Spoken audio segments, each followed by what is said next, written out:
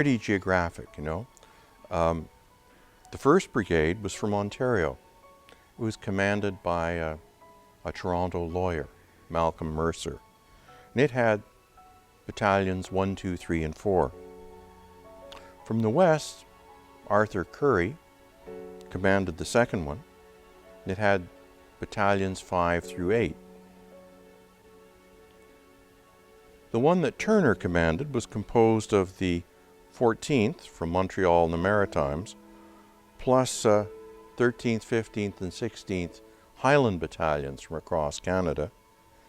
And the 4th Brigade was commanded by Cowan with battalions 9, 10, 11 from the prairies and the 12th from the Maritimes. So they were very geographic units and very cohesive because a lot of the men knew one another, were from the same towns, had trained together in the militia for those who'd been in the militia. When they got to Britain, their first commander of the Canadian Division, and later the Canadian Corps, was a British officer, Edwin Alderson. Even when he was still commanding a Canadian division, he was made a lieutenant general, 14th of October, actually 1914.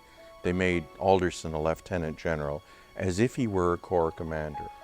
And Alderson did his damnedest to try to do right by the Canadians. So very early in the war, he actually started to respond to cables from Ottawa. He was trying to be responsible to the Canadian government for the Canadians.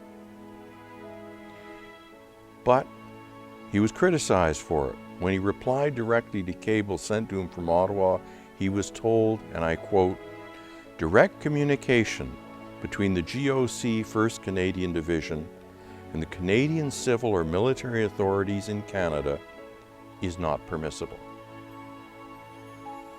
Very different from the situation that developed later on.